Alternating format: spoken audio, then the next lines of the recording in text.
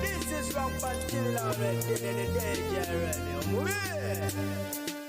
Chatuseko na kulwali. CBS ngafita ku mikoto jaffe digital page yaffe ya Facebook CBS FM kinana munana katonyeze munana omukuto gwe gwayita eggulire bya mukisa njagalera okwebaza munnamawulire munnaffe Tamale ye yagenda n'akwata ebifaananyi ebyo nga mukisa abasirikale bamugobaganya naye twagala okwebaza Tamale nti naye afaayo nnyo okulaba nti agenda n'anoonya amawulire ago n'agajjayo gye gali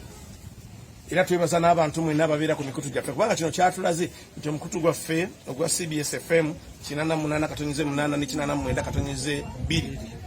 ejja Facebook abantu bagigoberera kubanga eggulu erino kulyayitidde era ne ku website yaffe www.cbsfm.ug era abantu babeerako kwe kusinziira okulaba nti amawulire gano ffe gabaawo ne tulwana gatuuke ku buli muntu n'oyo ali radio weetatuuka oba naddala bannaffe abali mu mawanga ag'ebweru naye babasobola bulungi okumanya ebigenda mu maaso twatongoza emikutu gino okulaba nti tusobola okutuuka ku buli muntu wonna waali abatalina radios nga balina amasimu oba balina computers we bali mu nsi yonna gye bali babasobola tufuna obulungi so ku lwokuna eggwire lya mukisa lyayita abantu bangi batukubira amasimu nga batugamba twagala ku simu y'oyo omwami twagala munnamawulire wammwe atubuulire wawe tusobola okusanga oyo omwami tubeeko tetusobola okumukolera okumutaasa ku mbeera gye yalimu bamulaba nga alaajana ng'akaaba tinazze kunoonya kasente ka mukazi alika yazadde manyi mu nsi muno tubamu n'abantu abajjagujagu twalowooza wayi mukisa tabanga azannye kabadi ne tusindika bannamawulire baffe ne bajja wano bamunoonya paka lwe bazuula waali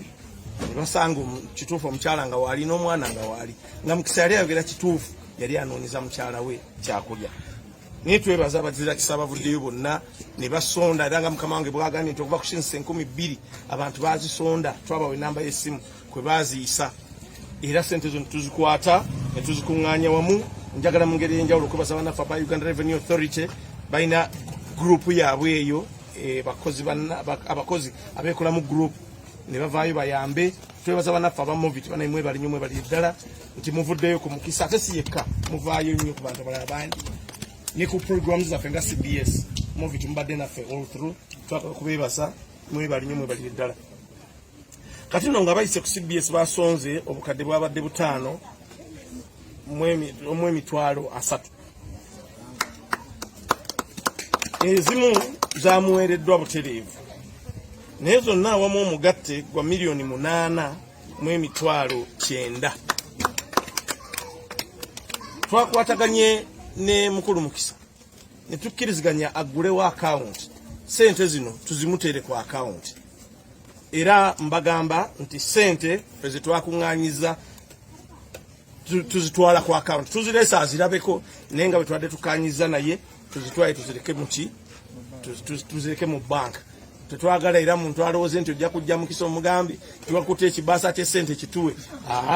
ffe tuzireese tuzimulage n'omuwendo akakasenti gwegwo ffe tuzimutere ku akawunti tumuddize ka silipu ke ajja kuba asobola okutegeera nti sente ze zibaddeyo njagala okwebaza abakozi bannaffe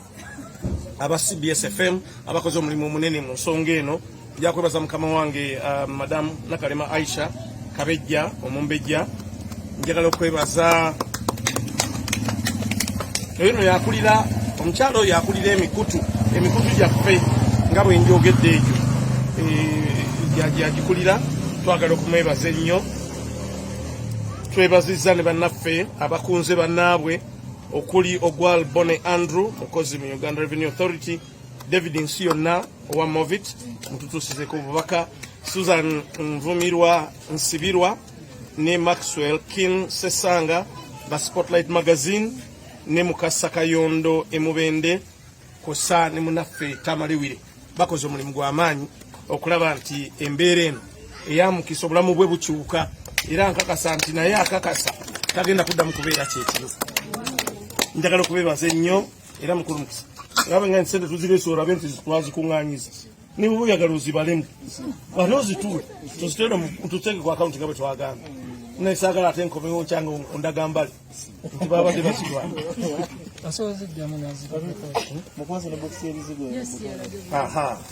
ebokisi ino ngaetuddeko omwana ate sagala kunyiza mwana wa mukisa onasobola okusitula amabokisi amala gagali wali situlako ebbali tukugambye onoonye edduuka bonaaba olifunye tujja kulekayo essimu yaffe tujja kulisasula paka omwaka egunaggwako ne maama atandika okukola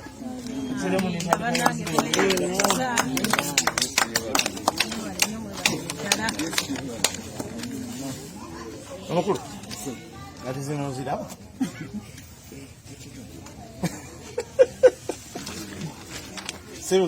zegambye tetuzireese omale ozikwatako okakase zizo ozibalemu naye nga bwetwagambye era ozituwe tetuziteeke ku akawunti kuddize kasiriipu tugenda naye tugenda naye asayingire sente ze mu banka tweyanziza nnyo tweyanze Mukama Katonda ng'omulungi omwesigwa nkwebaza olw'esente Mukama nzaani okuleka Katonda yekka yakikoze Mukama nzaani omwoyo omutukuvu nkwebaza taata nakujjamu okufuna akutuuza n'abalangira nebaza lwa CBS nebaza Abannayuganda mwenna abasanze sente zino Mukama taata ne CBS Mukama nayo njebaza n'abakozi bayo bonna nebaza ne kabaka waffe Ssaabasajja Mwenda Mutebi olw'okuteekawo CBS singa teyagisaawo olusisange bingi Mukama nkwebaza olw'okumusobozesa n'ateekawo CBS Mukama nkwebaza okukola kino taata kirwa amagezi gange kirwa kutegeera kwange naye olw'ekisa kinga taata nzikiriza nti osigala gwe Mukama amaziga ge nakaaba wavuddemu essanyu sikaaba kati nti nkaaba lwa nnaku wabula wa ssanyu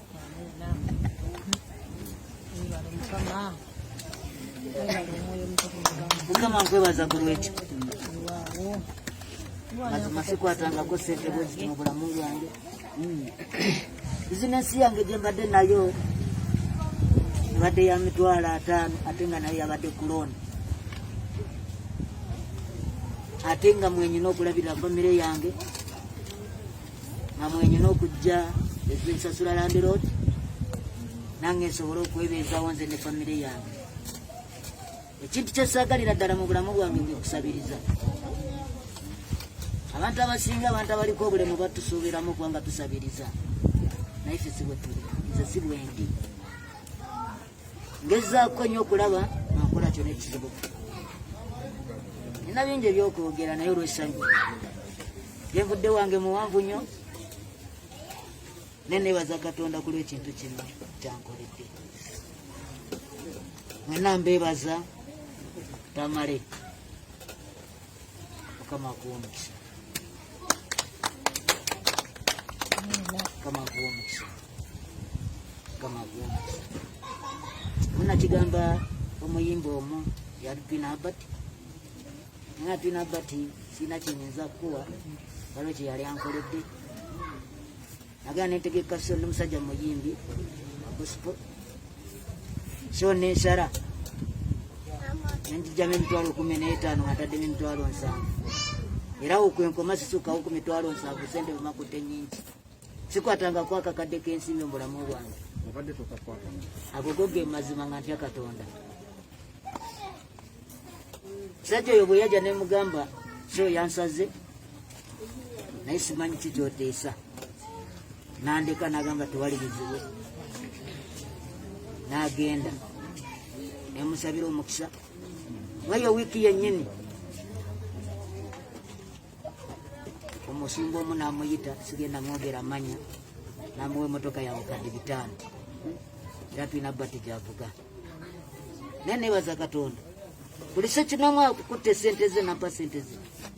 Mukama agenda kumukubisizaamu ate ne bwe basaba Katonda oyo yenna awaddeyo obulamu bwe ku lwange awaddeyo kyonna kyalina tamwerabiranga ku lunaku luli nga avudde mu bulamu bw'ensi Mukama abawa omukisa neyanziza neyanzeege mpulira essanyu liyitirivu simanyi nakyenyinza kwogera mpulira ng'ebigambo ebimu bimbuze naye nsanyukidde ddala nzaana akuŋŋaanya abamawulire bwe bati bonna nzaana abeera ku TV ne rediyo ya Ssaabasajja Kabaka Mukama abawa omukisa kazi wano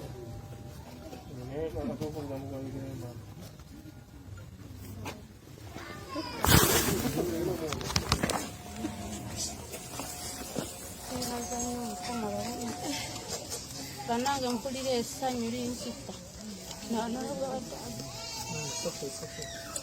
sinkubyakogera bingi naye Mukama embeera giyampisaamu yekatimpawankuti baali banvumirirawo nafumbibwa kale naye kati kyakoze kyamaani naye radiyo yamu Mukama gikozese ewangaala paka emirembe n'emirembe Mukama yebale baleeta banange sina byakwogera bingi